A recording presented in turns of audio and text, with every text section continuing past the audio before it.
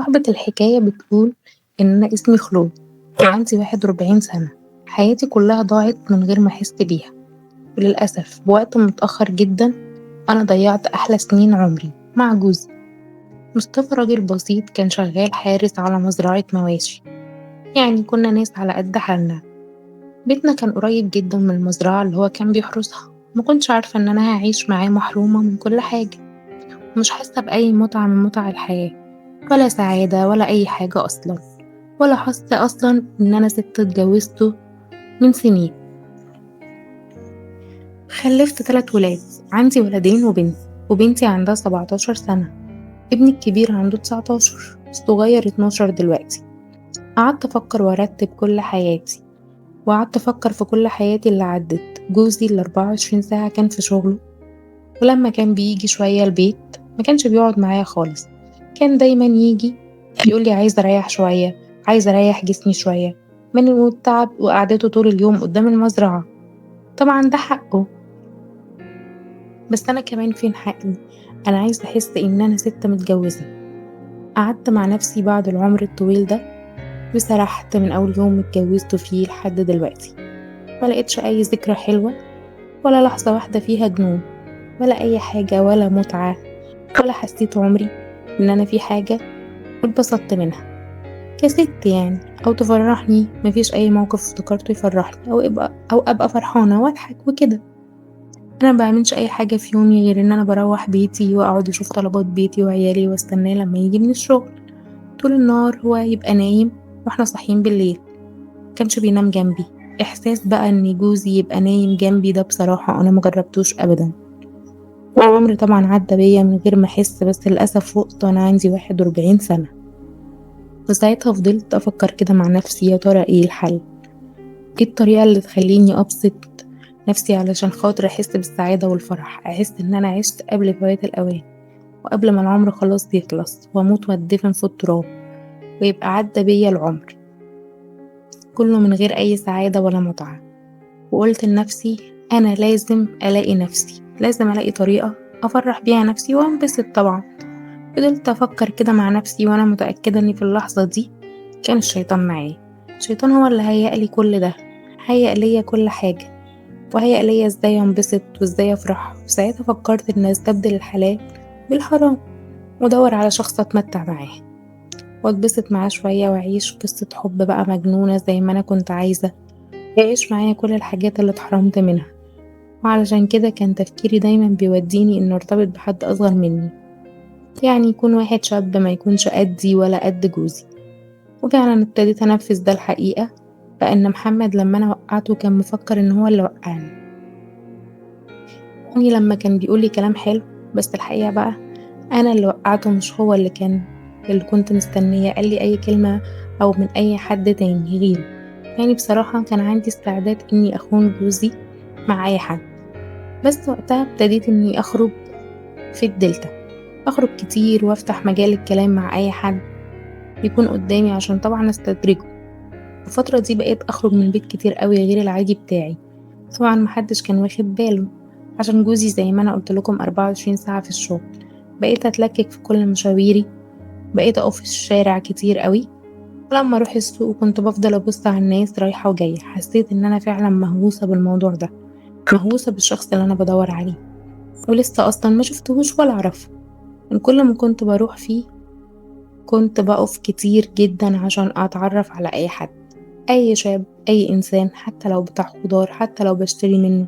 كنت بقف وببص له كده شوية، يمكن يعجبني أو أنا ألفت انتباهه. ومع الوقت بقى وقعت في محمد. جه قدامي بالصدفة، هو بيشتغل عامل في مصنع كان بيشتري حاجات ليه وللعمال. أنا اديته كان بص كده وأنا واقفة، ولقيته فعلا إن أنا لفت انتباهي، وابتديت إني أركز معاه.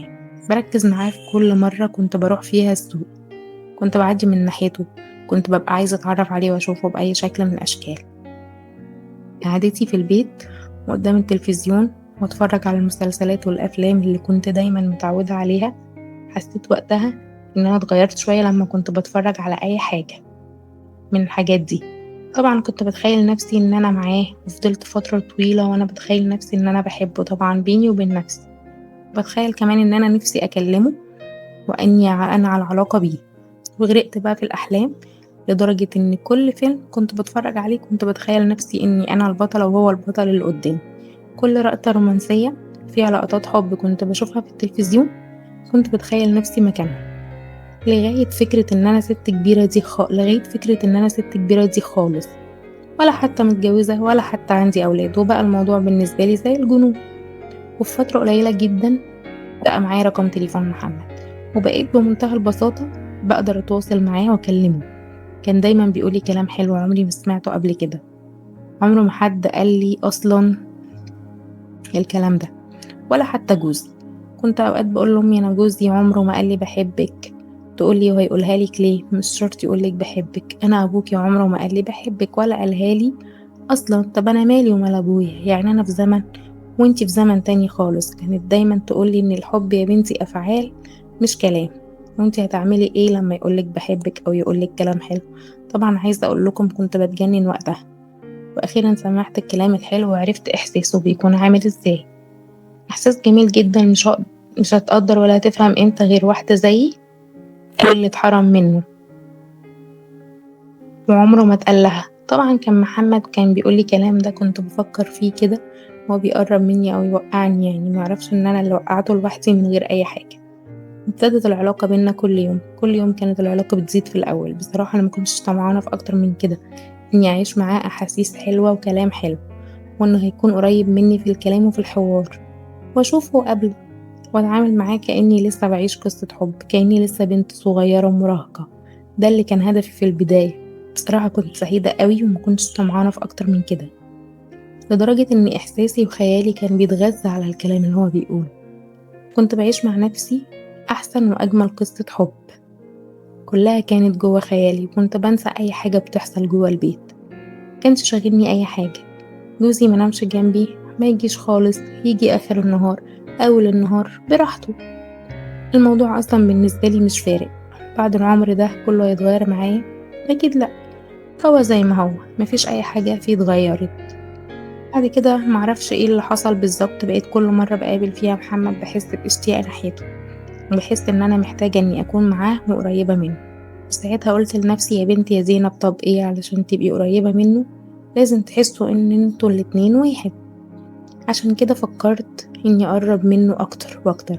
ابتديت ان يجي في بالي حاجات كتير قوي، طبعا زي العلاقة اللي بتحصل بين المتجوزين. اكتر حاجة تخليني اقرب منه وانا متأكدة اني لو جربتها معاه هتبسط واعيش ايام اسعد من اللي في خيالي. معرفش بصراحة ايه اللي حصل وقتها وليه فكرت بالطريقة دي، وليه اصلا تفكيري اتغير من تفكير لتفكير تاني خالص. انا ما كسبتش اي حاجة ولا فكرت في اي عوض، كان كل هدفي وقتها اني اسعد نفسي وخلاص. مفكرة بقى ان انا كده هبقى مبسوطة طول عمري. ما جاش في بالي اني اي مشكلة هتحصل لي، واكيد لو كنت فكرت لحظة ما كنتش فكرت او كملت في الطريق ده. المهم مع الوقت ابتديت تستخدم اسلحتي مع محمد علشان طبعا اخليه يقرب مني واخليه هو اللي يبقى معايا مش العكس. بقيت انا الغريق بغريق بقى تصرفات وحاجات كتير كده، كل مرة بشوفه فيها كنت لازم احط بصمتي وبسيب له مني ذكرى تخليه يفكر ازاي يقرب مني وازاي يكون جريء معايا اكتر من كده. كل مرة كنت بقابله بعمل كده حاجة لحد ما تخيلت كده ان ممكن حد يشوفنا واحنا في الشارع مع بعض. ساعتها بقى البلد كلها تتكلم عني، مش هينفع الموضوع ده. فضلت افكر ازاي احل الازمة دي من غير ما ابعد عنه. ازاي اتجنب ان ممكن حد يشوفنا مع بعض. وساعتها ما لقيتش غير اني احنا لازم نتقابل في مكان مقفول، مكان يعني يكون بتاعنا احنا الاتنين وبس. بس برضه فضلت افكر ازاي هعملها بوجوزي ولادي، هعمل ايه واتصرف ازاي وهمشي من بيتي ازاي اصلا وهجيب شقة ازاي. فلو اي حد حس باللي انا هعمله دي هتبقى مصيبة، ومش معقولة هخلي حد يمسكني في شقة بدل ما يعني ما حد يشوفني في الشارع. ولقيت برضو الشيطان لتاني مرة كان معايا في القعدة وفي التفكير، بدأ يديني أفكار كده وحاجات غريبة بقت تجيني في بالي. والفكرة دي إن أنا أخلي محمد يكون واحد فرد من البيت. طبعا هو في سن بنتي اللي عندها 17 سنة، محمد وقتها كان عنده 22 سنة. فكرت الفكرة دي وخطرت لي فكرتي الشيطانية دي، فكرت بقى إن أخلي محمد يتقدم لبنتي، وبكده هيكون واحد يجي لنا طول الوقت على البيت بشكل طبيعي، والطبيعي جدا إن هو هيكون موجود، وأنا مش هضطر إني أنزل من البيت عشان أقابله، أو هضطر أروح لمكان تاني أو أي حد يشوفني. وأنا داخلة الشقة التانية، ومن هنا ابتديت إن أنا أقنعه، كنت دايما بقنع اللي أنا عايزاه هيفوز بيها لما يجي يخطب بنتي ويجي البيت، بقفشه قبل ولا أشوفه.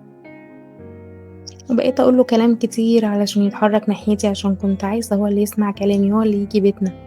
ولحد النقطة دي أنا وهو ما كانش في بيتنا أي حاجة غير كلام حب وبس، وشوية تجاوزات يعني بسيطة وكده. بعد كده اديته رقم بنتي وفهمته الحوار كله هيبقى ازاي معاها، انه يعمل نفسه ان هو معجب بيها ويكلمها في التليفون عشان يفتح مجال يتكلم معاها ويعلق بنتي بيه، وساعتها بقى هيجي يتقدم لها، والدخول والخروج في البيت هيكون رسمي. وابتدت فعلا الخطة بتاعتي، خد الرقم بتاع بنتي واتصل عليها وفضل يتكلم معاها كتير جدا، وقال لها ان هو شاب معجب بيها. طبعا بنتي اول مرة اكلمها فيها زعقت معاها وصدقتها، وقلت لها انا معرفكيش، لكن طبعا هو فضل يهديها من ناحيته خالص، وقال لها ان هو اسمه محمد، واشتغل عامل، وقال لها شهرته ايه، وقال لها على كل تفاصيله ومكانه وساكن فين وكل حاجة، ان هو مش بيلعب بيها ولا بيتسلى بيها، وكل هدفه يتقدم لها رسمي.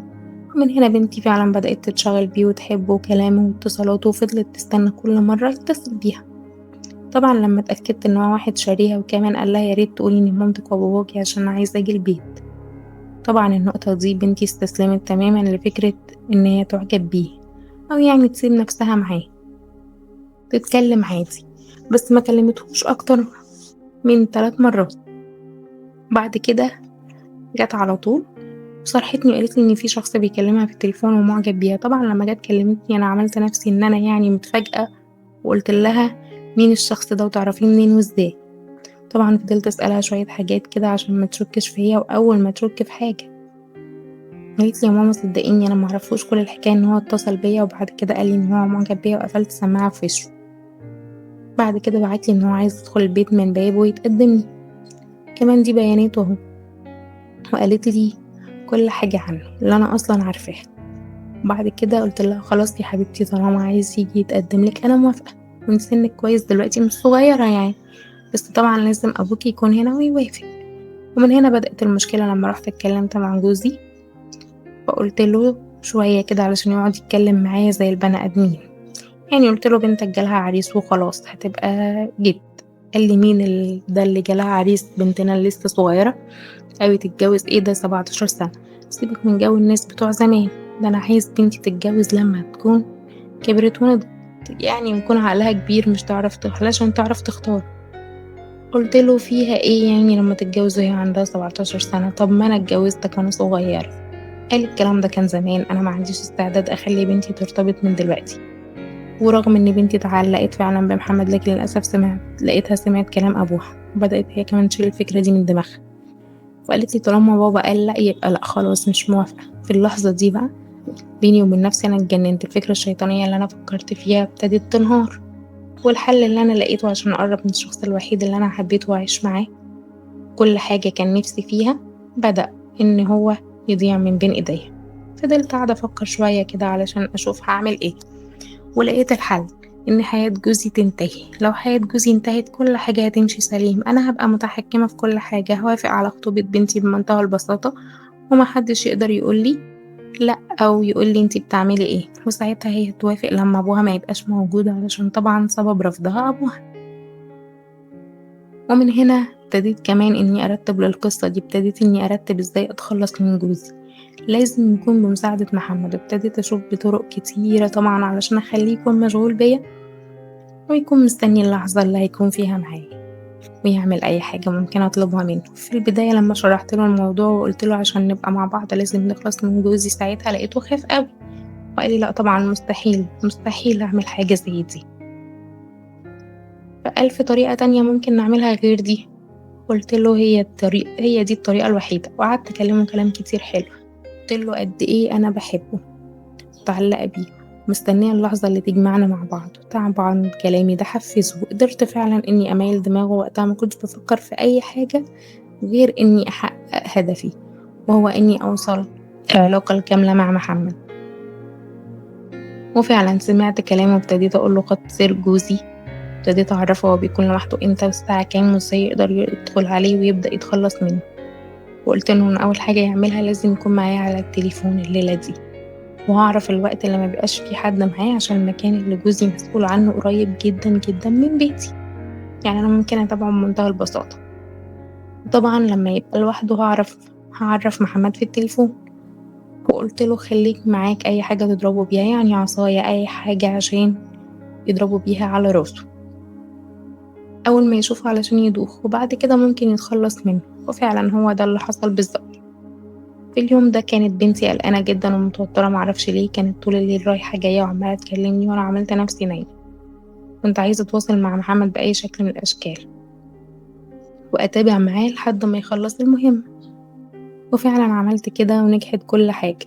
قلت له يهرب في أسرع وقت، ما يبقاش موجود حوالين المكان عشان المنطقة دي فيها كلاب كتير، وممكن في أي حد أو في أي لحظة حد يروح لجوزي ويشوفه وهو مرمي غرقان في دم، وساعتها أي حد هيشوفه. وطبعا هو سمع الكلام في اللحظة دي.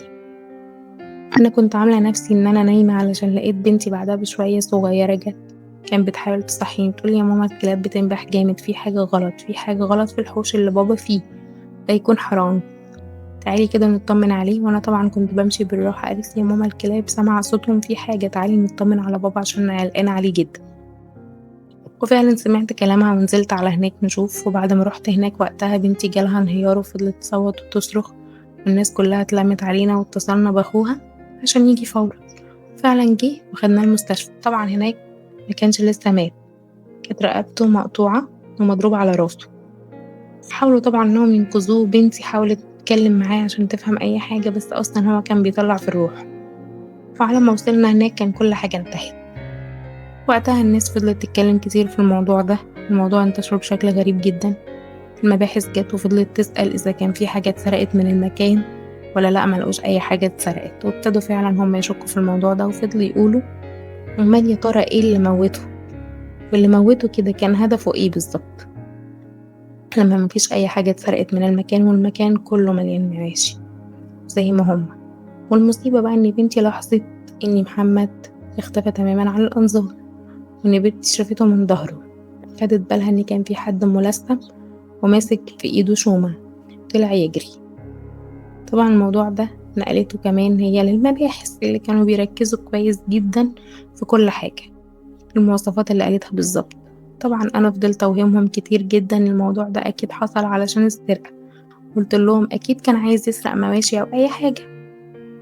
وطبعا كان واضح ان كلامي كتير قوي في الموضوع ده لدرجة ان هو لفت انتباه المباحث غصب عني. ما كنتش عارفة امسك نفسي ولا اتمالك اعصابي، بس هما اللي عرفوا يقدروا يوصلوا له عن طريق الموبايل بتاعي. للأسف راحوا شركة اتصالات، وكنت عايزة بس أوصل لهم فكرة بأي شكل من الأشكال. كنت عاملة زي المجنونة كل شوية أقول لهم كلمتين دول. كنت ناسي أصلا الموضوع إن جوزي مقتول، والمفروض إن أنا أعمل نفسي منهارة، بس أنا مكنتش عارفة أعمل ده. كنت متوترة وقلقانة وخايفة، خايفة إن أنا آجي في الرجلين. فعلا بعد تحريات كتيرة معرفش إيه اللي حصل، بس هما اللي عرفوا يتوصلوا وقدروا من هناك يشوفوا المكالمات بتاعتي، وعرفوا إن أنا كنت بكلم شخص وقت الجريمة، واتأكدوا إن الرقم ده اتصل لبنتي. وساعتها اتكلموا مع بنتي وسألوها عن مكالمة جاتلها في الأوقات دي. وساعتها بنتي قالت لهم إن في واحد اسمه محمد كان متقدم لي، وإن أمي وافقت لكن أبويا رفض. طبعا القصة دي كلها حكيتها لهم، ومن هنا بدأوا إن هم يشكوا ناحيتي. وقدروا فعلا إنهم يوصلوا لمحمد بمنتهى البساطة عن طريق طبعا رقم محمد. ساعتها اعترف بكل حاجة وقال لهم القصة من أولها لآخرها، حكى لهم كل حاجة. حتى أنا كمان قصتي اتعرفت وبقت فضيحة على كل لسان في البلد. ولو في مرة كنت خايفة إن حد يشوفني في الشارع مع واحد، فأنا كده اتفضحت بالست اللي قتلت جوزها علشان عشقها، الست اللي فكرت إن هي تخلي عشقها يخطف بنتها علشان تبقى معاه وتعمل معاه علاقة، الست اللي قررت إن هي تستبدل الحلال بالحرام، وكانت مفكرة إن هي تقدر تنقذ كده أو تنفذ بالموضوع ده، وحتى لو كانت نفذت بالجريمة دي في الدنيا أكيد مش هتقدر تتخلص منها في الآخرة. عايزة أقول لكم معرفش مخي كان فيه إيه، ومعرفش كنت بفكر في إيه، وإيه اللي استفدته أصلا، وإيه اللي أنا عشته. لا عشت ولا اتبسطت ولا عملت ولا قدرت أعيش قصة حب زي ما كنت بقول. كنت عايزة أخد كل حاجة من الدنيا، مع إني حياتي مع جوزي كانت هادية وبسيطة، وعندي أولاد زي الفل وكبار، وحياتي هادية جدا، ما كانش عندي أي مشاكل. بس أنا فضلت أدور على الحاجة الناقصاني وجريت عليها علشان أخدها وأكملها ويبقى عندي كل حاجة، وفي النهاية بالعكس خسرت كل حاجة. كفاية بس نظرة أولادي ليا وإحساسهم إني أمهم كانت بتخون أبوهم. تخيلت اللحظة دي إن أنا لما أموت أولادي مش هيترحموا عليا بعد طبعا اللي أنا عملته. إزاي هيطلبوا الرحمة وأنا خاينة وما قدرتش وجودهم في حياتي؟ وطبعا في النهاية أخدت إعدام، وكنت ساعتها شايفة اللي أنا خدته ده قليل كتير بالنسبة للي عملته. أنا استاهل أكتر من كده. ربنا يرحمني ويسامحني، وبكده قصتي تكون خلصت. لو عجبتكم باقي القصة لو عجبتكم بقى القصة ما تنسوش تكتبوا لنا رأيكم في الكومنتات، وتدعمونا بلايك للفيديو.